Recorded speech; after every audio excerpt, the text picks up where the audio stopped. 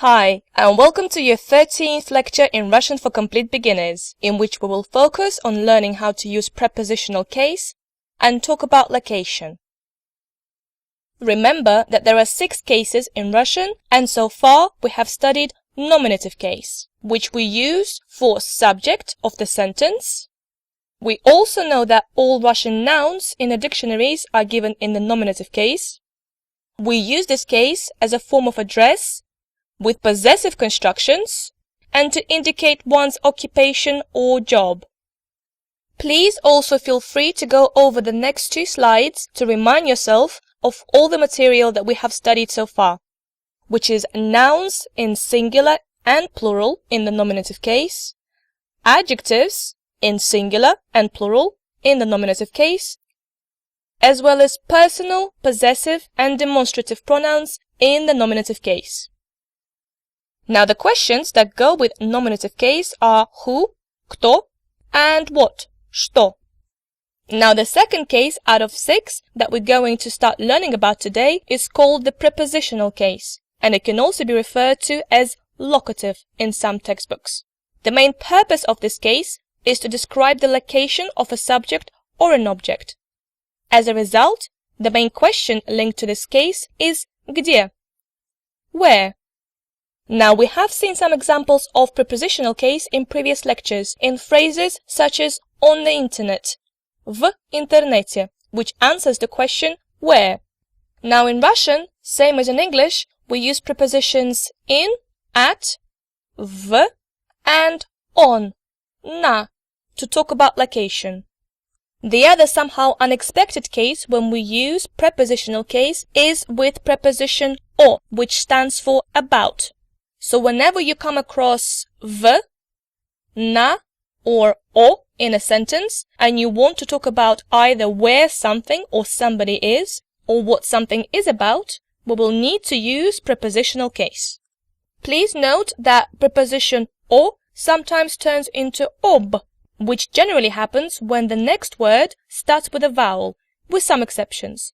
The supplementary material attached to this lecture contains a more detailed explanation of how this works. Please also note that question tags kto, who, and что, what, change to kom and чем in prepositional case. So they would be used in questions such as who are you talking about, о ком ты говоришь, and what are you reading about, о чем ты читаешь.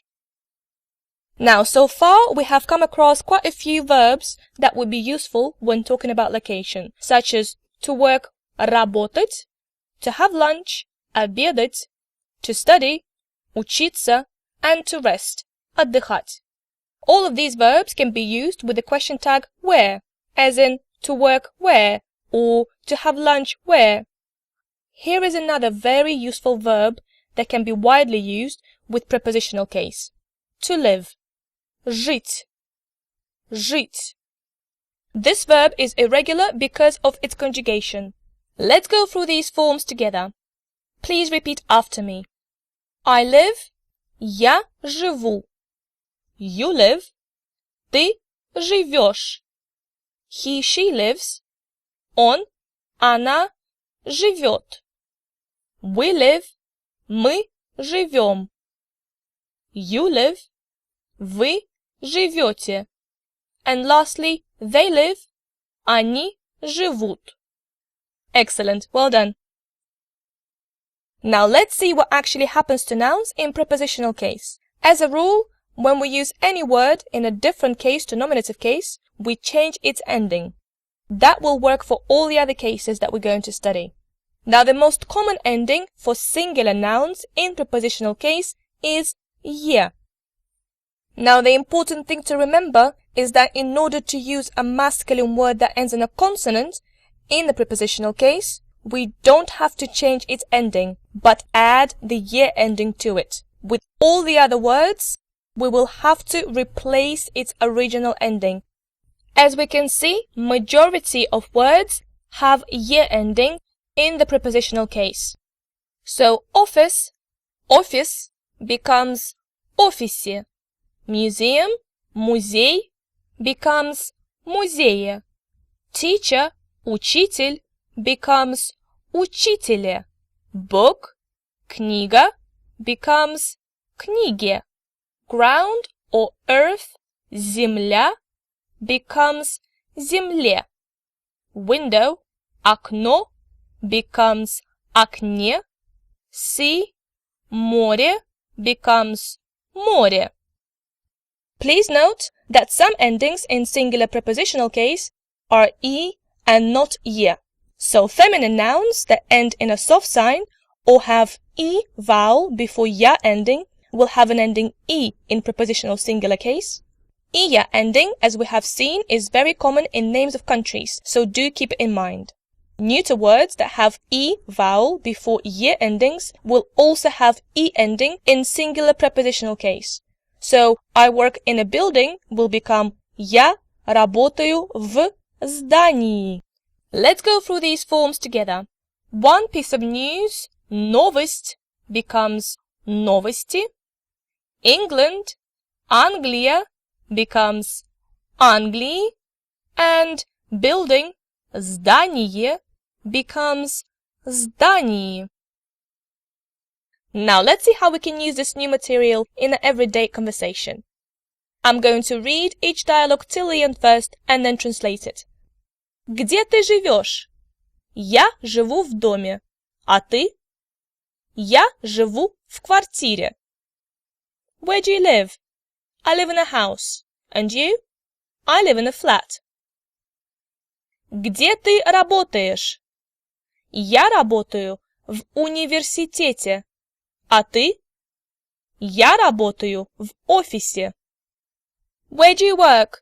I work at a university. And you? I work in an office. Где ты отдыхаешь? Я отдыхаю в клубе. А ты? Я отдыхаю в баре. Where do you relax? I relax in a club. And you? I relax in a bar. Откуда ты? Я из Германии, но сейчас я живу в Англии, в Лондоне. А ты? Я из России, но сейчас я живу в Испании, в Мадриде. Where are you from? I'm from Germany, but at the moment I live in England, in London. And you? I'm from Russia, but at the moment I live in Spain, in Madrid. Now notice the ending e in v Anglii and v Испании rather than ye ending because of the iya exceptional ending covered at the beginning of the lecture. Now, let's see what happens when we want to talk about location but use nouns in plural. There are only two possible endings, either ach or yach.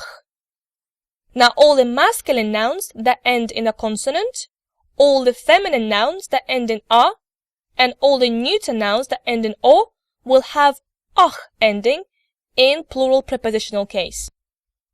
All the masculine words that end in y and a soft sign, all the feminine words that end in ya, and all the neuter words that end in ye in singular will have yach ending in the plural form of the prepositional case. All the feminine nouns that end in a soft sign and feminine nouns that have iya ending with vowel e in front of the ya ending, as well as neuter nouns that have iya ending with vowel e in front of the ye ending, will have yach ending in the plural form of the prepositional case. Please keep in mind the 7-letter rule, which will also affect the ending of the plural form, as it can be seen in the word nights, which will be ach and not yach. Let's go through these examples together. Офисы will become офисах, музеи will become музеях, учителя will become учителях, книги will become книгах, земли will become землях, окна will become окнах, моря will become морях, новости will become новостях, ночи will become ночах, компании will become компаниях, and здания will become зданиях. Now let's turn to the Bailey family to see how we can use this new material in a conversation. As usual, I will read each paragraph till the end first and then translate it. Папа Джон. Он работает в офисе и часто обедает на работе.